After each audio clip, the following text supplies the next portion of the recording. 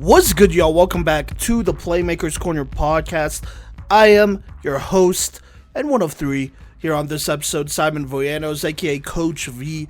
This is episode 453, your 2025 Week 9 Women's College Flag Football Recap. Recording this intro on 420, April 20th, 2025 here. And on this episode, we got a big one here. We are going to be covering the last games of the KCAC regular season, as well as talking about the Sun Conference postseason tournament, which we will be talking about all in one go, as well as talking about other games from around the country between junior colleges and non-NAIA teams here, specifically the Atlantic East Conference and its last week of the first season that it's been around for women's college flag football here.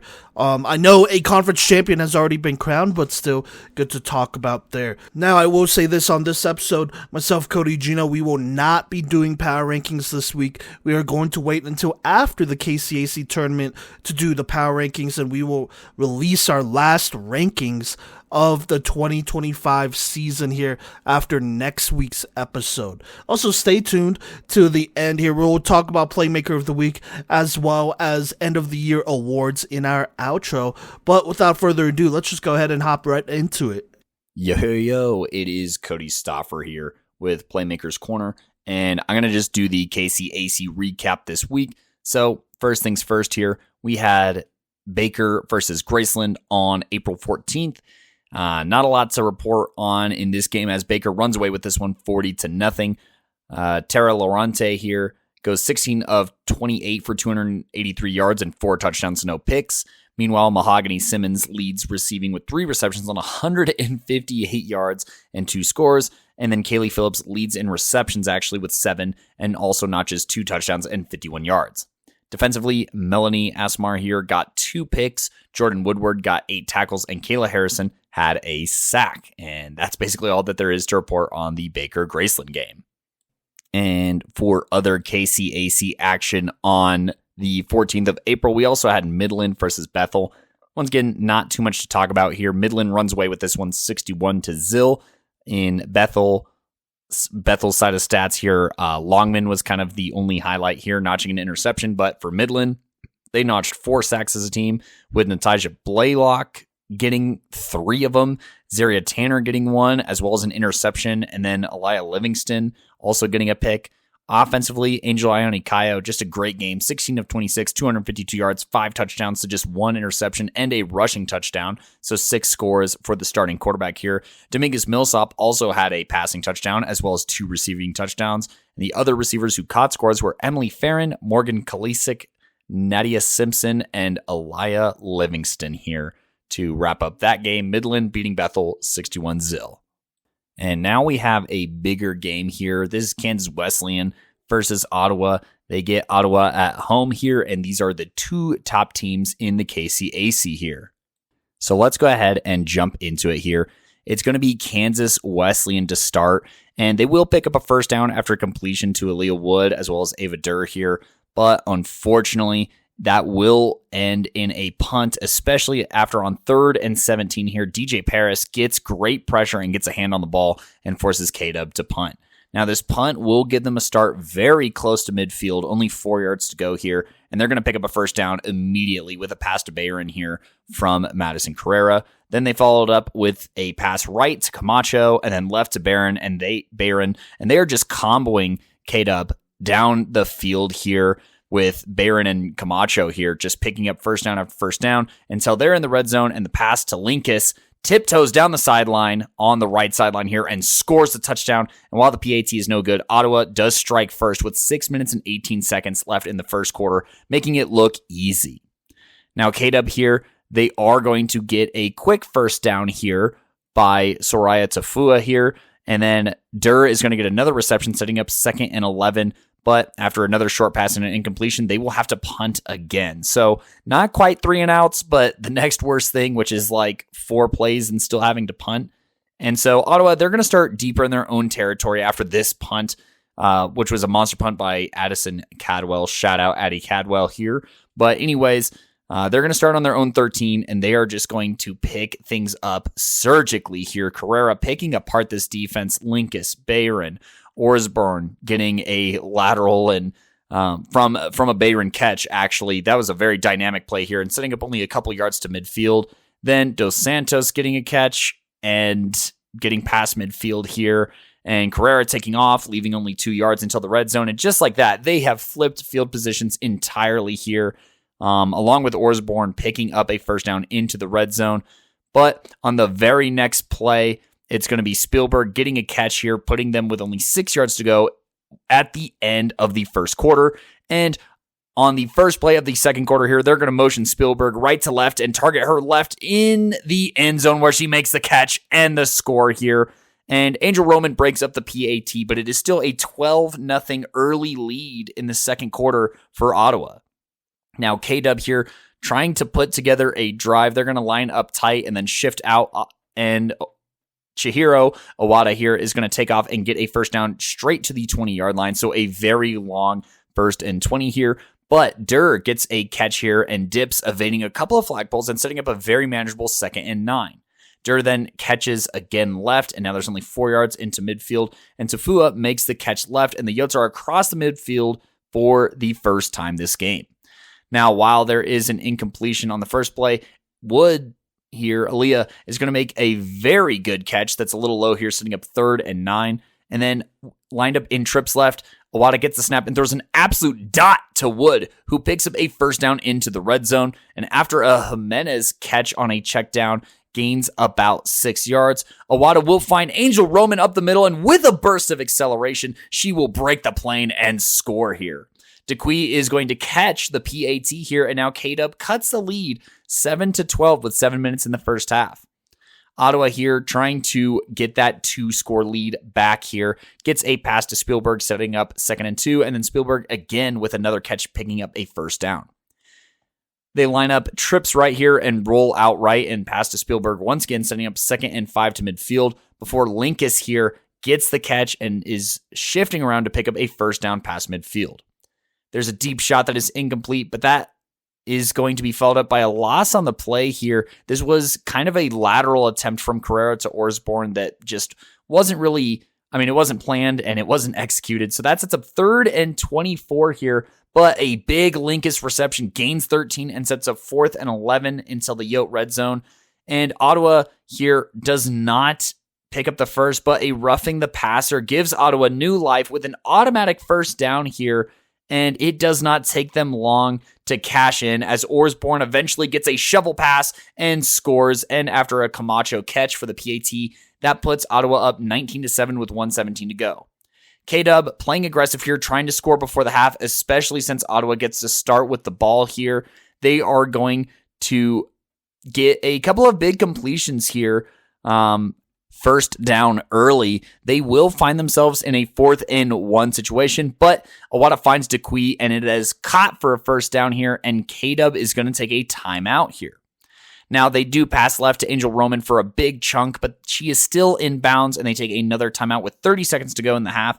But now they only have 24 yards to go until the red zone. But on the very next play, DJ Paris bringing the pressure in Owada's face. She throws right, but the pass is jumped by Cynthia Holmes here and housed here, leaving K-Dub absolutely breathless and giving Ottawa a 26-7 lead heading into halftime here. And Ottawa with the ball to start. If they can go over 30, this game is going to feel pretty out of reach here. And they are starting off very strong on this drive. Now, it takes them until 3rd down to get a first down here, thanks to Dos Santos. But after that, it is just body blows here as Camacho gets a big catch on the very next play with Carrera working left and flipping her hips to put it only where her receiver can get it. And then after a quick pass, it's going to be Linkus on the following play over the middle, caught for a big first down. Linkus is then going to get a pass right and spin out of a ton of flagpole attempts and put the Braves into the red zone. And with only 11 yards separating them from the red zone, Carrera is going to roll right and throw across her body to Jaslyn Camacho, who wiggles ahead for the score here. And while K-Dub is going to close the gap here with an Angel Roman touchdown thanks to big play after big play with primarily Roman and Wood in a very methodical drive. The PAT is no good, and it is a 33-13 Ottawa lead with just under 3 minutes left in the fourth quarter. Now, Ottawa gets by with some great Carrera scrambling, some excellent throws on the run, and she's just going to help put this game away. She gets a big strike downfield to Dos Santos to end the third quarter and put them in the red zone. And then Alyssa Gillespie, sorry about that, eventually cashes in for Ottawa and puts them up 40-13 with a Carrera PAT with 11:11 to go. And that would not be the time for K-Dub to make a wish, as they would get a couple of more touchdowns, but it was too little too late, and Ottawa walks away with the 40-26 victory over K-Dub. Now, in this game, obviously Chihiro Iwata still looks pretty good in the stat line. 40 of 49, 309 yards, 4 touchdowns to 1 pick, but that 1 pick was just at the absolute worst time for K-Dub and the absolute best time for Ottawa. Cynthia Holmes on that pick, 63-yard pick 6 here, and that was kind of the backbreaker here and the difference maker when I watched this game, in this being a game where K-Dub had a chance and kind of where it felt like they didn't anymore. But anyways, back to the Yotes here. Angel Roman, 7 receptions, 60 yards, 2 touchdowns. Aaliyah Wood, 9 receptions, 59 yards, and a score. And then Jasmine Whitfield, 5 receptions, 46 yards, and a touchdown here.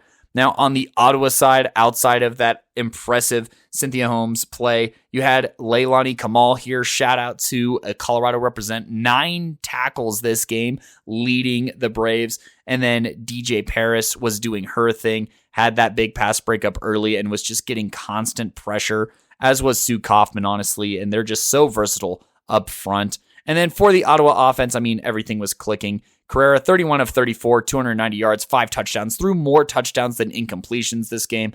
Also had a few scrambles for some nice gains. And for the Ottawa receiving core, Spielberg leading in receptions, 7 receptions, 49 yards, and a score. Linkus leading in yards, 6 receptions, 72 yards, and a score. Camacho getting that touchdown as well. And then Osborne and Gillespie here all cashing in for the Braves in their big win, 40-26. What is going on, y'all? This is Gino with the Playmakers Corner podcast, and this week here I'm going to be going through what happened in the JUCO Division III, Division II, and independent games. We are going to first start off here with the JUCO game here from Wednesday, April 16th. We had Hesston topping Bethel 33-6 in Bethel's final regular season game of the 2025 flag football season. Here for Hesston, we had Alexis Pabon. She went 16 for 25 for 197 yards with 4 touchdowns and 2 interceptions. And then she also added a rushing touchdown there as well here for the Hesston offense. The leader here in receiving for Hesston was Lily Espinoza. She had 6 receptions for 81 yards and 2 touchdowns. And then also on the receiving end for Hesston's offense, we have Barandi Olivares and then Destiny Ortiz. Both of those receivers both had a receiving touchdown. And then defensively for Hesston, Lauren Payne caught 2 interceptions. And then Destiny Ortiz and Madison Jarvis both caught one as well here for the Hesston defense. Now, a slightly more thrilling game here. We had K-Dub versus Midland on April 17th here, and it was K-Dub's senior night. So something a little interesting here is that Emily Bull got to start off this game and picked up a first down for K-Dub at quarterback, but eventually K-Dub had to punt, but Midland responded with a 3-and-out. And this is where K-Dub would start firing on all cylinders here as Iwata comes in, passes left to Whitfield, and they get to the 24-yard line of Midland's territory since the punt wasn't very far. Iwata then takes off and sets up 1st and 14 until the goal line, and a second scramble that put the Yotes inside of the 5-yard line, and Durr would catch the very first touchdown in this game to the left, as Roman would also catch the PAT on a pass left, and K-Dub would be leading 7-0 with 3:17 in the first. Midland here, I mean, they just kind of squander their offensive opportunity here, and K-Dub gets the ball right back. And with Iwata in, the first pass is left to Whitfield, but then an incompletion and a drop sets up 4th and 8 here in the red zone. And the Warriors of Midland here are looking to respond with a goal line stand, and they do, as the pressure on Iwata, thanks to Jocelyn Lopez, forces an incompletion, and Midland luckily gets out of this possession here and bails out the offense, who went 4 and out inside of their own red zone here. Now, Midland has the ball back on their own 9-yard line with about 9 minutes left to start 9 minutes to go in the second quarter here. But Aaliyah Wood is going to climb the ladder on second down and get a big vertical interception here.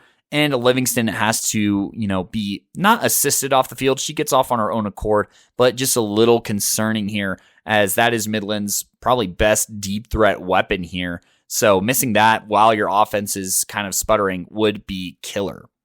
Now, Jocelyn Lopez for the Warriors does start off the K-Dub drive with a sack, pushing the Yotes back. And after a penalty, K-Dub is now facing 2nd and 20 from midfield, and it only gets rougher as a drop on the very next play looks like it could potentially take the wind out of the sails on this drive, but that doesn't deter Awada and Wood, as their connection picks up big yards for a first down all the way into the red zone here. Now, the drive is still alive, and Midland is going to take a timeout on defense to compose themselves for another red zone stop with 5:18 to go in the first half. But Durr, as reliable as ever, is going to get a catch and pick up 10 yards, or only leave 10 yards until the end zone. And Durr again leaves only 3 yards, but it is 4th down and 3. Midland looking for another stop, but K-Dub looking to cash in this time. Takes a timeout here, draws up a play with 4:12 to go to make sure to cash in on this red zone trip, which they do, as Chihiro Awada finds Aaliyah Wood for the score. And even though the PAT is no good, it is still a 13-0 lead with 4 minutes and 7 seconds left in the first half. Now, Midland has 2 incompletions and an errant snap and is 3 and out and punting again here. And K-Dub would not cash in before the end of half. I think that they had some good opportunities to, but it just didn't look like there was a plan or urgency from the offensive squad here to cash in on that. And so Midland, they actually get to start here in the second half. And they're going to start with a deep attempt to Livingston, who is back in the game, and it is incomplete, but holding on the defense does get Midland out of their own red zone. Now, following that, it's going to be a pass to Morgan Kalisic, who picks up a few, and then Kyle passes right to Dominguez Millsap that sets up 3rd and manageable to midfield for a first down. After an incompletion, Midland will go for it on 4th and 3 with only 3 yards separating them from the midfield, and it's going to be a tough passing catch to Livingston, who makes a great grab and puts Midland to midfield for the first time all day. But Casillan here is smelling blood in the water and snuffs out the speed option for a 4-yard loss on the next play. And after an incompletion, Midland is all of a sudden in their own territory again with 3rd and 24. And after a deep shot is incomplete, they're going to have to punt again anyway. And K-Dub is going to go ahead and start on their own 14 after a touchback call with 7 minutes and 22 seconds. And I think a score here with the way this Midland offense has been performing kind of puts this game away. And so they start off with a pass left to Tafua, who gets a nice catch over the middle for a first down. Then Jaqui's catch only leaves a couple of yards to midfield, and after an incompletion, it's 3rd and 2, and Tafua is going to pick up her second first down of this drive on the next catch. Watanabe does get a catch here that sets up only a yard until a first down, and then Roman gets the very next catch to push them into the red zone. Daqui pushes them further into the red zone, but it would be Yui Watanabe here who would notch the very next catch for the score, and after Awata runs in the PAT, it is 20-0 here. Midland would eat up 6.5 minutes on their next drive on an 11-play drive to score here, but that would kind of leave too little too late here for Midland, as Kansas Wesleyan would hold on to the lead here and win this game 20-13. That looks a lot closer than it actually was, as Midland gets their final touchdown with less than a minute to go.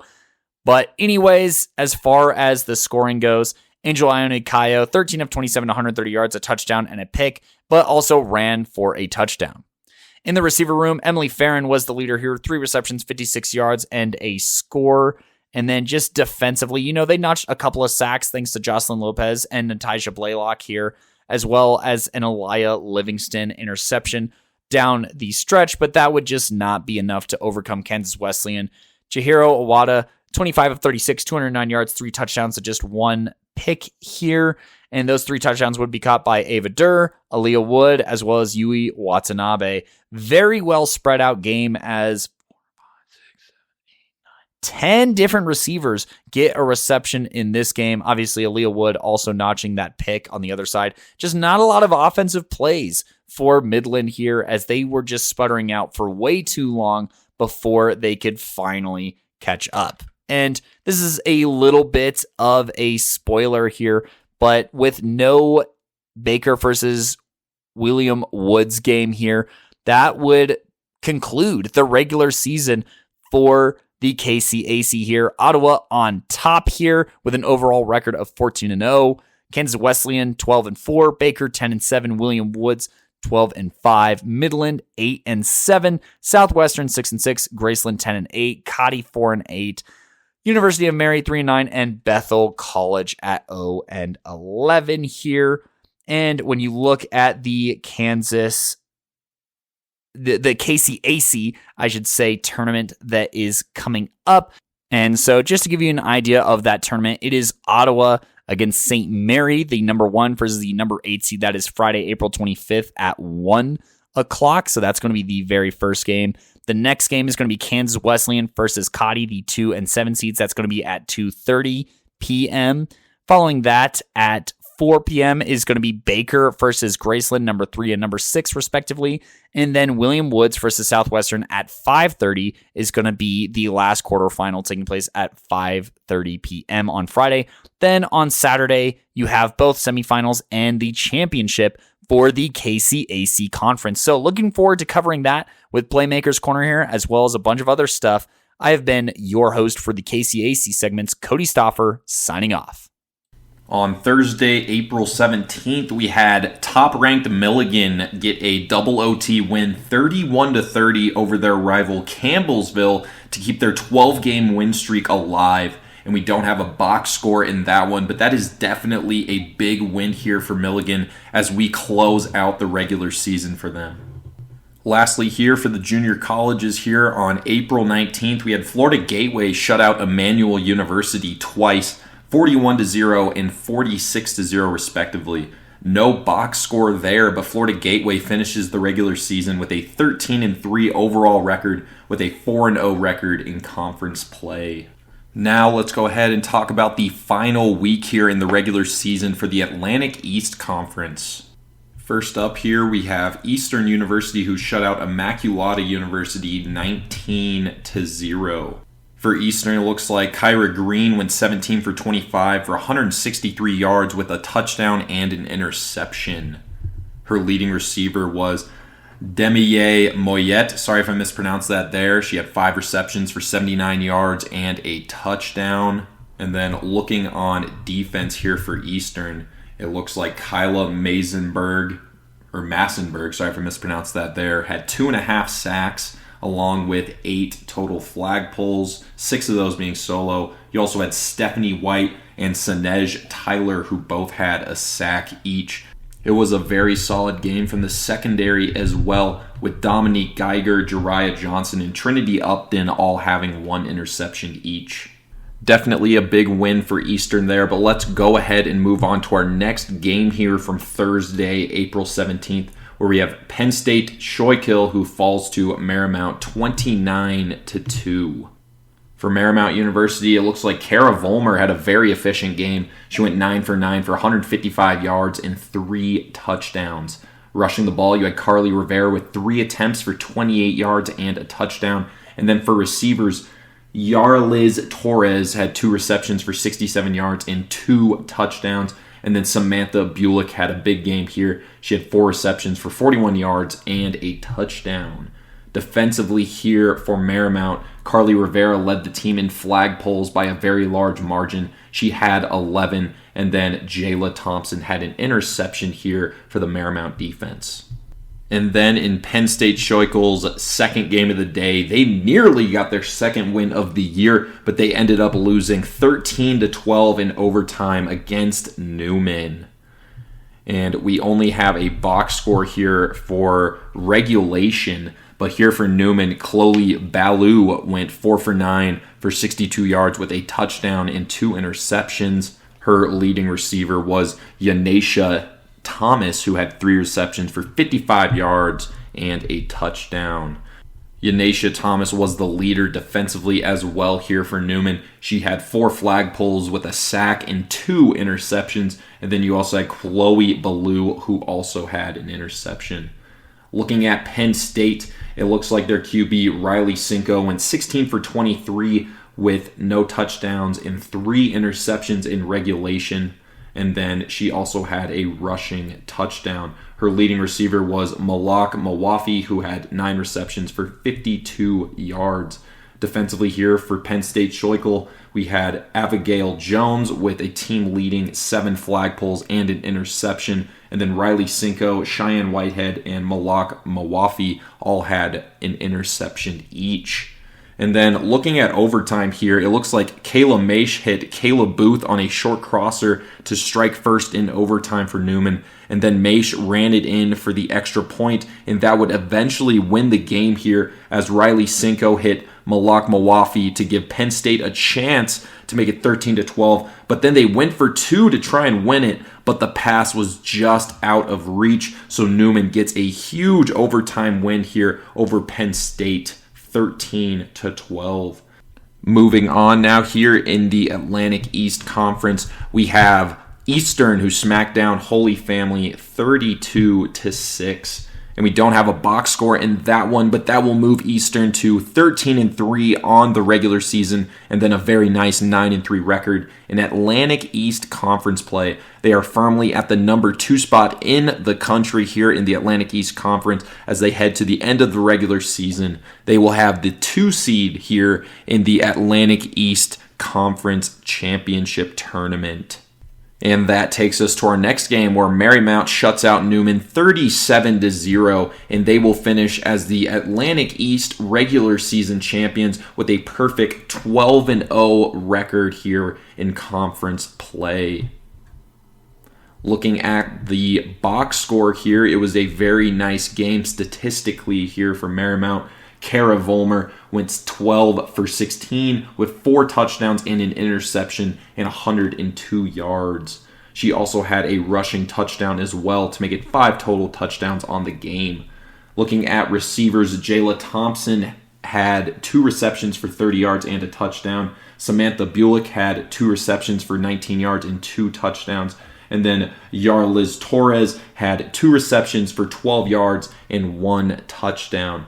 Defensively here for Marymount, Yarliz Torres led the team with 7 total flag pulls and an interception. Nayla Tesfaye had 1 interception. Carly Rivera had 2 interceptions here. Ingrid Penn had a sack. And then finally, Destiny Noel had an interception here for the Marymount defense. So definitely a big game defensively with a ton of playmakers getting in on the action here for the Marymount defense.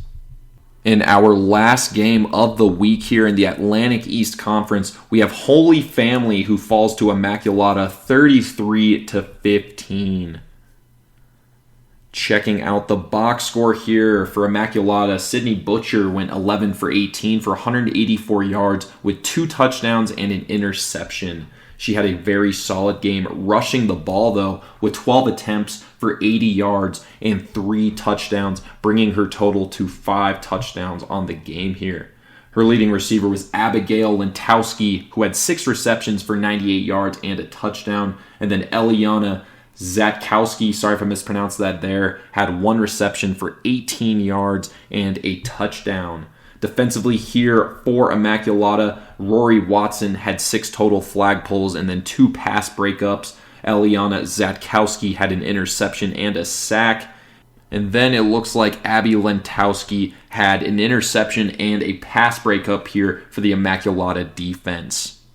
And that, folks, will wrap things up here in the recaps for the Atlantic East Conference here in Week 9. This will be the final week of regular season games in this conference. Next week here, we have the Atlantic East postseason tournament with number 1 Marymount going up against number 4 Immaculata, and the winner of that will face number 2 Eastern versus number 3 Centenary for the Atlantic East postseason championship here. And those games will be played on April 25th and April 26th in Week 10. 10. So definitely keep an eye out for those games. Definitely going to be exciting.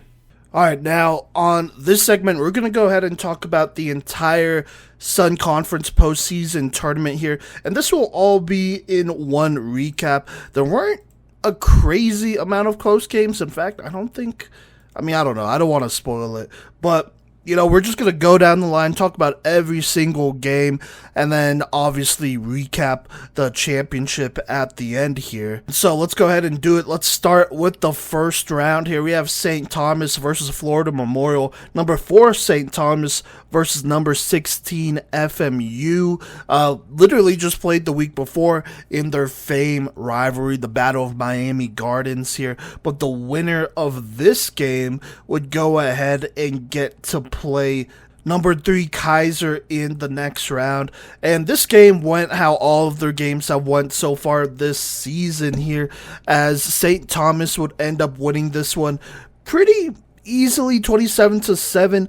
Started a little bit slow here. Florida Memorial would originally take the lead here in this first quarter, thanks to a touchdown pass from Josiah Christie to Amiria Smith here, both having pretty good seasons here, or at least as good as they have had in their careers so far. And that will kind of get things going, but St. Thomas would go ahead and cap this off with a 14-point second quarter to end the first half, and then they would pretty much shut this thing down and close it out with a 13-point fourth quarter to end this game and end up winning 27-7 over Florida Memorial to go ahead and advance and play Kaiser next. Some stats from the game here. Let's start with FMU. Josiah Christie, 19 of 34, 176 yards, 1 touchdown, 1 pick. Not even that bad here.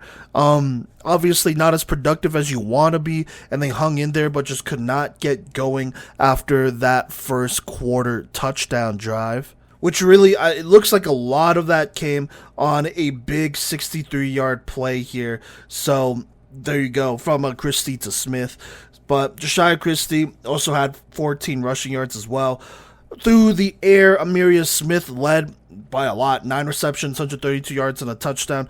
The next receiver had 4 receptions for 19, and then 3 for 17, so not a lot of production there. On defense, Erica Johnson had 9 tackles, also 3 pass breakups, doing a good job there. And then that's pretty much it. Jocelyn Nunez had an interception, but other than that, that is pretty much it for St. Thomas here. Brooke Bogats had a solid game, 24 of 37, 208 yards, 2 touchdowns, 1 pick. Also had 38 yards and a rushing touchdown. I think that's easily your playmaker of the game right there. Leah Cruz had a good one here, leading all receivers, 8 for 56 and a touchdown. Kaylee Miller with 5 for 50. Rihanna Baker, 3 for 32. Maya Salas, 3 for 21. Tashumba Washington also caught a receiving touchdown in this one for 14 yards. On defense for them, Dominique Perez Moore led with 7 tackles and 2 pass breakups. Rihanna Baker had an interception in this game, and it looks like Harmony Harris had their only sack in this game, as St. Thomas takes care of the rival FMU and moves on to the next round of the Sun Conference tournament. Now, speaking of the first round and rivalries, we had number 9 Weber versus number 5 Warner. In this next matchup, the winner of this game would go ahead and play Thomas in the next round here. And this was a little bit closer, but Warner definitely had good control of this game. They ended up winning 19-0. It was only 13-0 at half. They would score 6 in the third to make it 19-0. But Sam Wilson kind of struggled very early on in this game with a number of interceptions in the first half here, while Warner scored with a number of different quarterbacks, just finding a way to get it done here. In the first quarter, Weber would get the ball first, but that drive would end with Anna Vincenzini getting a pretty clutch interception to end that Weber drive and start the Warner drive, which would end with Andrea Rodriguez finding Jessica Finley for a 61-yard touchdown to go ahead and put them on the board early here. In the second quarter is when the next score would come here, but to start the second quarter, once again, Sam Wilson intercepted, this time by Andrea Castillo. And so that would set up this next Warner drive, I believe the second ever Warner drive. which would end with Katerina Macognino, the freshman quarterback, finding Anna Vincenzini for a short touchdown here to cap off a relatively long drive there here as far as time goes, which is good. And then the PAT would also be good thanks to a Catherine Hutchinson throw. Now, once more, it looks like Wilson would throw her third interception of the game here, but let me just make sure. I don't believe that would end with a touchdown, at least on the other end of things. So, that's good, but 3 interceptions in the first half is never ideal, at least from a mental, emotional swing standpoint. It is definitely not good here. Now, for Warner, they would go ahead and start the third quarter and open up that drive with a touchdown, thanks to, it looks like Katerina Macognino would just go ahead and run it in to give them the 3-score lead. And then from there, they would not look back, as like I said, they won 19-0. Looking at the stats here, Sam Wilson, 30-44, 175 yards, 3 interceptions, all 3 coming in the first half, which is a tough place to start here, and they just weren't quite able to come back from there. As far as receiving goes, not a lot of production. Bria Cam led with 10 receptions for 42 yards, Duran 6 for 40, Ziona Shingles 5 for 33, and Caitlin Sigmundy only 3 for 21 in this one. Now, for this Weber defense, to their credit, they did do a solid job trying to keep this one close here. It says here Sam Wilson led with 4 tackles, which is interesting. And then Gator, Edwards, and Duran each had 3 each. But they also had 3 interceptions on defense from Edwards. Sigmundy got one, I believe, in the 3rd or 4th. And then Shingles got one as well here. But unfortunately, those 3 interceptions did not result in any offensive drives. That resulted in touchdowns, as the offense was just cold in this one. For Warner, on the other hand, a lot of different quarterbacks played. No quarterback got over 10 pass attempts here, but you do have 3 quarterbacks with at least 5 pass attempts, which makes things interesting. Andre Rodriguez won 2 of 5 for 76 yards and a touchdown. Obviously, most of that came on a 61-yard touchdown to start the game to Jessica Finley. Katerina Macognino went 6 of 7 for 76 yards and a touchdown. I also believe, got a rushing touchdown as well, add on 15 rushing yards too. Courtney Cromer got to play at the end of this game here. Won 3 of 3 for 28 yards, so nothing crazy. And then Catherine Hutchinson got opportunities, but struggled in all of those. 1 for 7 and 2 interceptions. And then it looks like Anna Vincenzini, even though I could have swore it was Andrea Castillo, threw a pass and it was intercepted, but it did not matter at the end of things here. As far as receiving goes, Jessica Finley continuing her dominance here, 2 for 69 in the touchdown. A lot of that coming on a 61-yarder. Anna Vincenzini also doing her thing, as well as these two have emerged as probably the best wide receiver duo in the country. For Vincenzini, 5 for 69 and a touchdown there.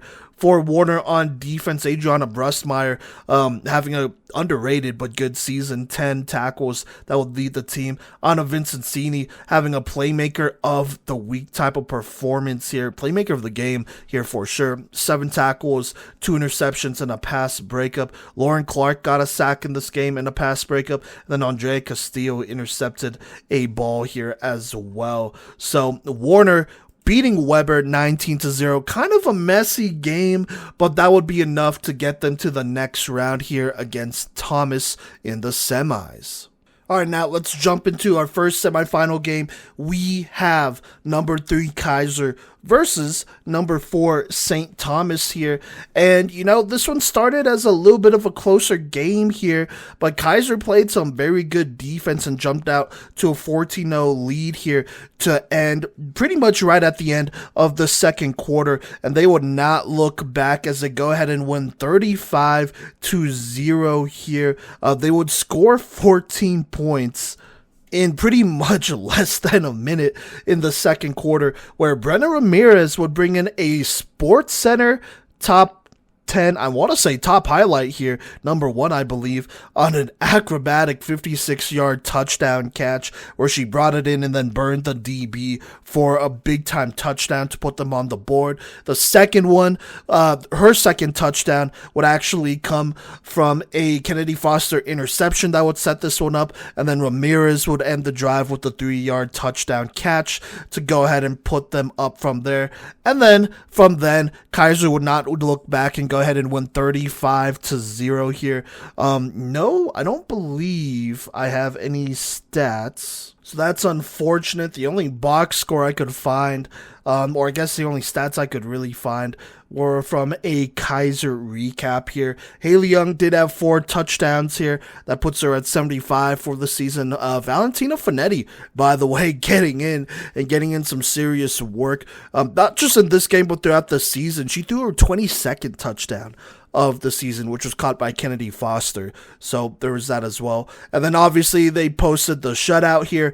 3 interceptions, including an Ashley Clam interception, who leads the country in those, and also I think broke a school record, if I am saying that correctly. And then I believe Samaya Bryant got her 10th interception in the fourth quarter as well, as Kaiser punches their ticket back to the Sun Conference Championship with a chance to defend their title.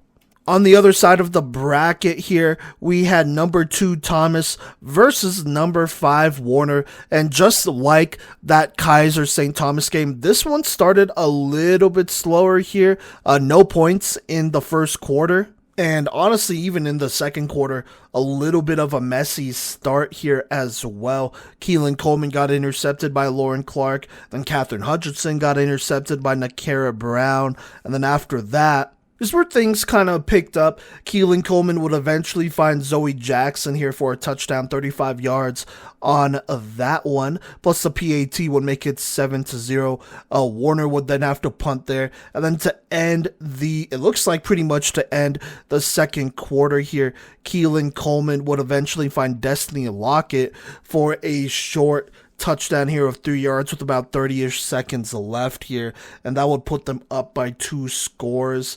Warner would not be able to get anything after that, and pretty much from there, Thomas would take over. They were up by 2 scores for most of this game, and then in the fourth quarter, they would go ahead and score 12 more points to win 25-0 over Warner and punch their ticket to the Sun Conference Championship. Let's go ahead and look at the stats here for Warner. This time they stuck to their 2 quarterbacks, Catherine Hutchinson and Katarina Macogno. Hutchinson she led in pass attempts but struggled still. 13 of 23, 87 yards and an interception. Also sacked 3 times. Macogno had 13 attempts here. Went 6 of 13 for 29 yards, but did not do much better. 2 interceptions thrown. No touchdowns, obviously, for anybody on this team. Anna Vincenzini had 10 receptions for 83 yards here.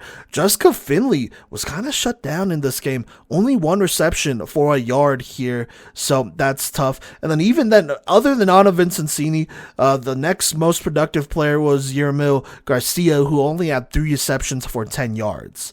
So this Thomas defense really went to work here. On defense for Warner, though, Adriana Brusmeyers, 7 tackles. Lauren Clark had 2 interceptions in this game here. Ana Murillo had an interception and a breakup in this game.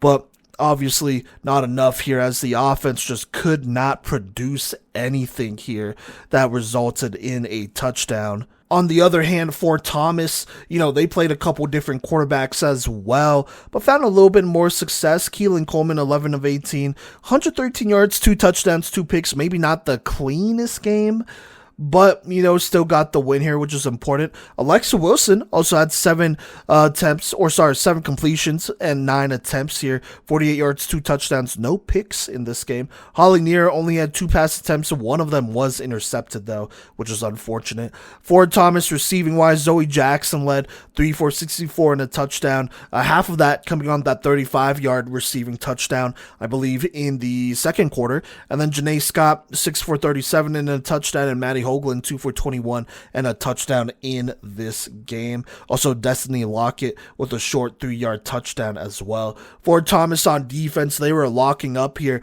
Destiny Lockett, Janae Scott, and Nakara Brown all leading with tackles with 5 each. Nakara Brown with an interception and a pass breakup, and then Lockett and Scott each with 2 pass breakups in this game. Caitlin Herb was a menace in this one as well. 3 sacks and a pass breakup as she was big time. And then Diva Jones, a sack and 2 pass breakups there. And then you also have Kiara Knight, who had an interception and 2 pass breakups, as this Thomas defense was rolling here and doing a good job, even when this offense was struggling just a little bit to find their footing here, but eventually got to it as they won 25-0 and will now be facing off with Kaiser here in the Sun Conference Championship. And so here we go, the much awaited rematch of the season. Number 2 Thomas versus number 3 Kaiser in this one. In their last game, which also took place here in Thomasville, Georgia, Kaiser would lose 19-20 despite being up, I believe, 2 scores, and then Keelan Coleman having kind of a signature game here, leading them back and winning this game here for them, which would eventually give Thomas the regular season Sun Conference Championship. But you also have Kaiser, who is still your defending Sun Conference champion from last year, this time playing in Thomasville, where they have never won in. So here we go. Let's go ahead and hop into the first quarter. Kaiser starting on offense. They would put together a pretty good first drive here, starting off with a quick throw to Kennedy Foster, which would go for 5. Following that, on second down, Haley Young in at quarterback slips a Caitlin Herb rush and scrambles for a first, making it 1st and 16. On the next play, Young goes back to Foster. That goes for 6. She then finds Caprio here. That would set up a 3rd and 7 here. On 3rd and 7, Haley Young rolls out right, flips it over to the middle to her standout freshman, Jadasia Wilson, who slips a tackle and then gets the first down past midfield of 1st and 19. Now past midfield here, Young gets a snap, fading away, finds Wilson for a solid gain of 4. On the next play, Young this time beats the blitz and just finds an open Sophia Caprio over the middle to make it 3rd and 10. On 3rd down here, Young rolls out right and finds Ashley Clam near the right sideline, who tiptoes down and is stopped just short by Nakara Brown.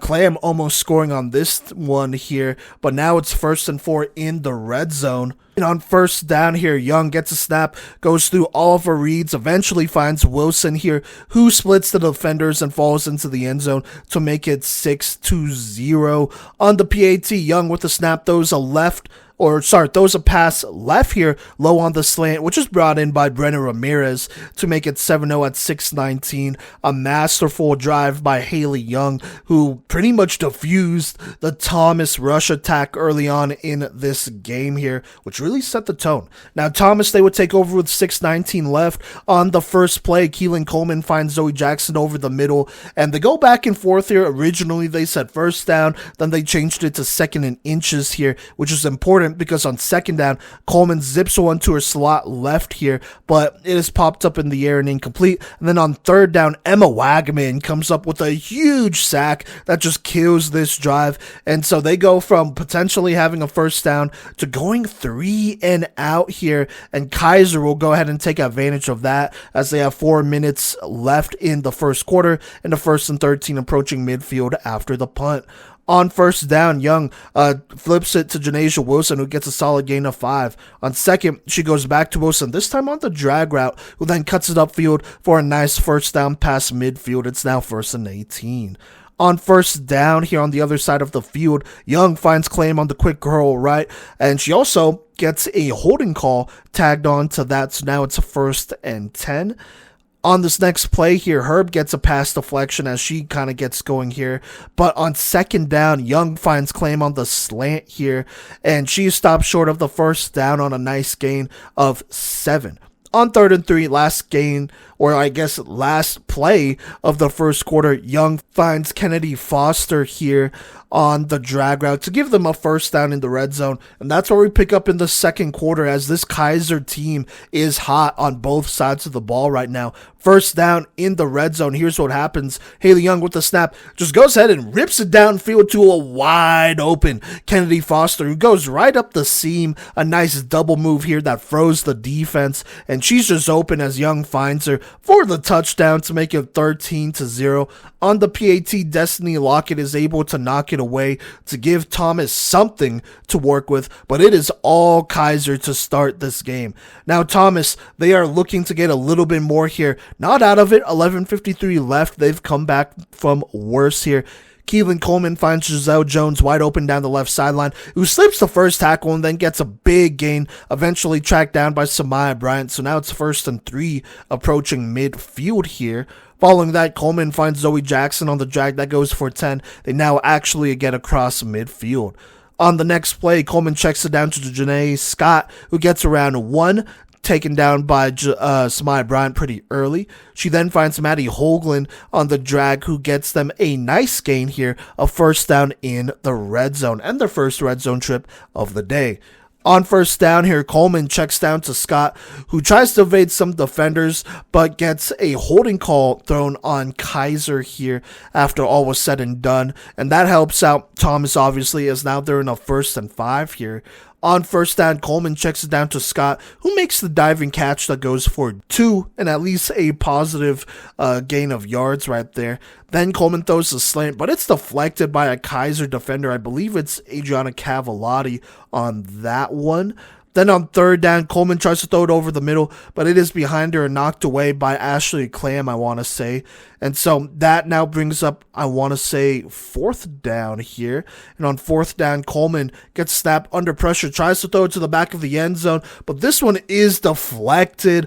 But the refs immediately call pass interference on that one, which I don't know who they were calling that on, but either way, it gives Thomas a new set of downs, 1st and 2 here. And on 1st and 2, it's a direct snap, I believe, to Destiny Lockett, and she walks it in to make it 13-6. PAT is good. That makes it 13-7 as Thomas gets on the board. Now Kaiser, they have 5:55 left here in the second quarter, but this offense continues to roll, starting with Haley Young finding Kennedy Foster on a quick pass here for about 5. Then that brings up 2nd and inches here. Haley Young with the snap, sets, throws a moon ball down the right sideline, and Sophia Caprio high points this one and takes off for a massive play here. On top of that, they go ahead and throw a legal contact on Thomas, so now that becomes a massive field flipping play here that puts Kaiser in the red zone, 1st and 15. Just a beautiful ball thrown by Haley Young to give Sophia Caprio a chance here, and Caprio just making a great catch in one-on-one on a dot, but it does not end there. 1st and 15 in the red zone. Haley Young rolls out right and throws a dot off platform, a beautiful layered pass to Ashley Clam, who then goes ahead and slips a defender, swerving into the end zone and making it 19-7. A sensational 3-play drive from Kaiser to go ahead and get back up 2 scores, as this Kaiser sideline is going crazy, and they go even crazier when they complete a pass. Young completes a pass to Kennedy Foster to make it 20-7, as this lead re-extends to 2 scores again. So, like I said, a changing point in this game here, as Haley Young makes play after play on this one. Now, Thomas, they're not out of it. They have 4:45 left, but they got to get going. On first down, though, Coleman tries to go over the middle, but Ashley Clam is there and breaks it up for a huge pass breakup. On second down, Coleman tries to throw the out route, but this one is dropped here.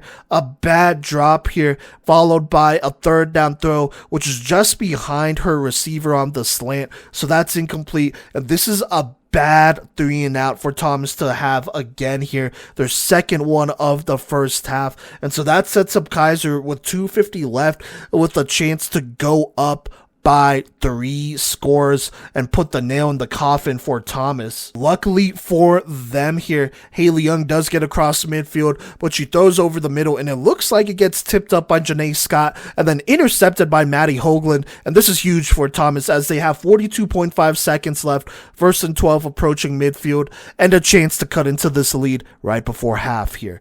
And this would make it a 1-score game if they are able to do that. And so here we go. It's a double pass here that gets to Holly Neer, but it ends up being incomplete. That leaves 37.7 seconds left. On second, Keelan Coleman finds Destiny Lockett, who gets some good yards after the catch, tries to pitch it, but they're short of the first down, so now they're close to midfield here. And then this is where things gets interesting for Thomas. They put out 3 quarterbacks, Keelan Coleman getting the snap, Holly Neer, I want to say, to her right, and then Alexa Wilson to her left. And so here's what happens. Coleman with the snap, throws it to Neer, who then throws it to a wide open Alexa Wilson, who gets down the left sideline, and she is racing and almost scores if it wasn't for Kennedy Foster making a diving flagpole. Alexa Wilson would have scored here as she slipped the first defender and was almost gone there. And so now it's 1st and 4 in the red zone.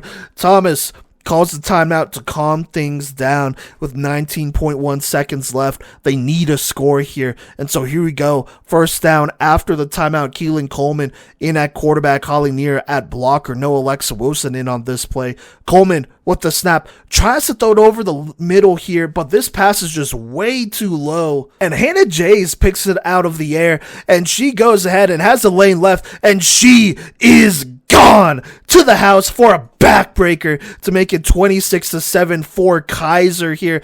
A 76-yard touchdown, actually pick 6 here to go ahead and put Kaiser up 3 scores anyways. On the PAT, Haley Young floats one over the middle, and Chloe Griffin gets a big-time body catch here to make it 27-7 as Kaiser is controlling this game here, really on both sides of the football. Now, Thomas, they would go ahead and try to launch it deep, but Ashley Clam would intercept it, and lucky for them, they got a quick pull here as she was not able to return that for a pick 6 here.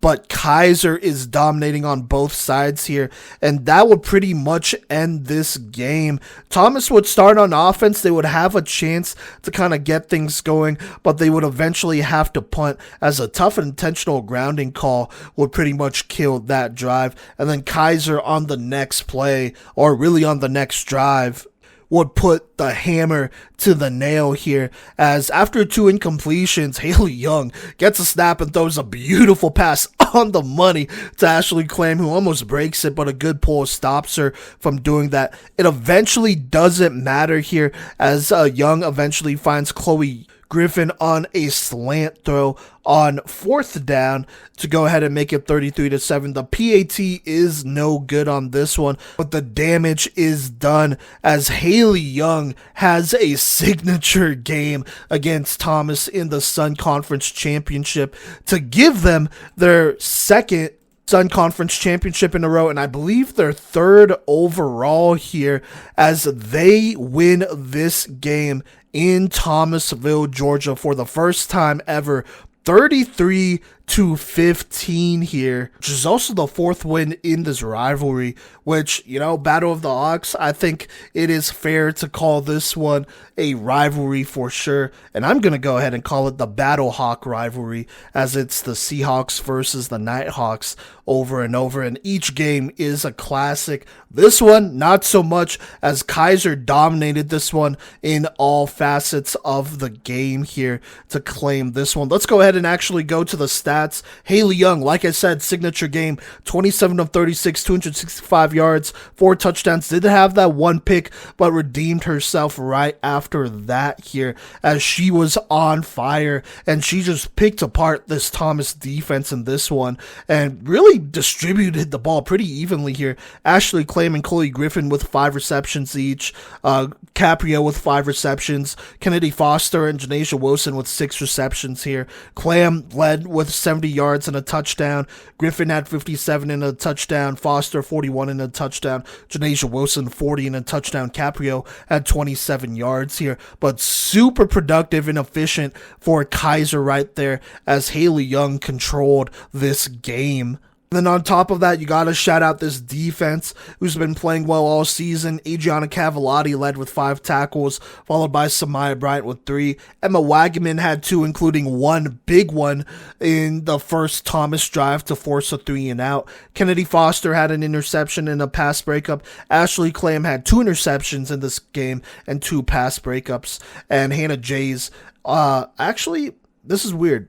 I think Ashley Clam only had 1, but they mistakenly awarded her that pick 6. I'm pretty sure that was Hannah Jay's.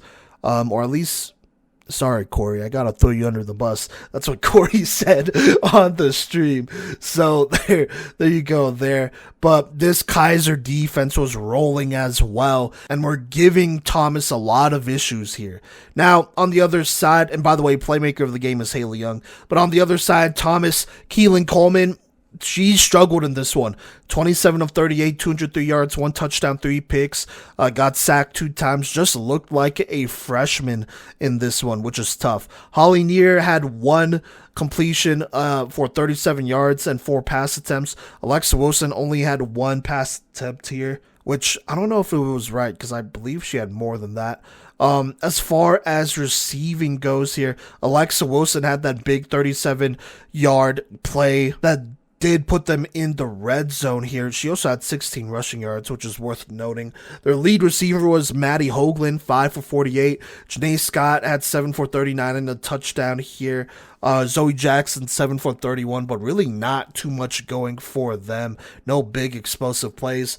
On defense, I mean, this team was able to get an interception. Maddie Hoagland got that one off the tip. Zariah Hercule, Caitlin Herb, and Destiny Lockett each had a pass breakup, but no sacks in this game as this Kaiser offense just kind of rolled over them. Janae Scott, 11 tackles, Lockett, 6, Kara Knight, 4, and then Diva Jones, 2 in this one as this Thomas defense really struggled to kind of stop the bleeding here with this Kaiser attack. And it also didn't help that their offense really did not have much success throughout this game. As to just put it plainly, it was a disaster for Thomas. This was arguably the worst.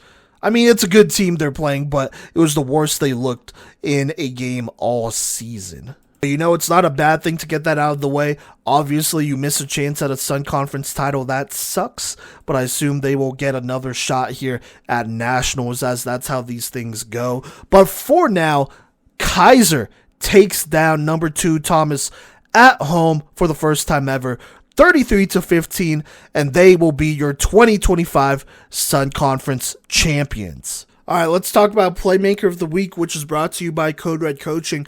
Make sure you find Code Red Coaching at CodeRedCoaching.com or call 720-979-1914 to learn more today. That's CodeRedCoaching.com or call 720-979-1914 today. Now, there are plenty of great performances, but this is just something that we have always done through our podcast's history when it comes to covering women's college flag football. We try to award the Playmaker of the Week to the best players, player performances from conference championships. So Sun Conference, KCAC next week. You could probably expect that. You should expect that as well. But in this Sun Conference tournament and championship, I think it's very obvious that your week 9 playmaker of the week is Kaiser's quarterback Haley Young, who not only played 2 of the top defenses in the country, she also played 2 of the top 4 teams in the country in St. Thomas and Thomas on her way to winning a Sun Conference championship here, throwing 4 touchdowns against St. Thomas to get them to the championship, and then against Thomas would go ahead and go 27 of 36, 265 yards and 4 touchdowns. A masterful game in that one to not only win the Sun Conference championship, but deliver Kaiser the first ever win against Thomas here in program history. First ever win against Thomas in Thomasville, Georgia in program history. which is absolutely big time here as she stepped up and played some great football this past week. So there you go. Your Week 9 Playmaker of the Week is the Kaiser quarterback, Haley Young. All right, and that will pretty much do it for this episode. Like I said, a very short episode here, but it's because there's no rankings, which we will do in our final regular season episode next week there. So make sure you tune in, and we'll be doing that after the KCAC tournament. So that should definitely be exciting. But I just wanted to put it on the radar while we're in the intro here. End of the year awards will be starting on Thursday. That's when we will be posting them, or at least sometime this week. You, the fans, can vote on Twitter, and this is how it's going to break down. So myself, Kodey, and Gino each have a vote. We will probably have our 2 guest voters back from last year as well, and then you, the fans, have a say in this. Whoever wins the fan vote obviously wins the fan vote, but also the fan vote in our awards is the tiebreaker. So if for any reason there is a tie between 2 candidates, the award goes to the candidate with the most votes, with the most fan votes, which is on Twitter/X. So make sure you look out for that here soon. The award categories for this year will be Most Valuable Playmaker, Offensive Playmaker of the Year, Defensive Playmaker of the Year, Newcomer of the Year, which goes to the Best Freshman, and then we have Breakout Player of the Year, which is new this year. That goes to a player that we believe has broken out and has really made her mark this season. Then obviously we have Coach of the Year as well, and last but not least, we have our Best Position Awards, as in Best Quarterbacks, Best Utility Player, Best Receiver, Best Rusher, Linebacker, and DB. So make sure you are looking out for those polls being posted there. And then on our end of the year award show, which will be not this next week, but the following week, so episode 455, we will also announce our all PMC team and all freshman team made up of the best NAIA women's college flag football players in the country. So stay tuned for that.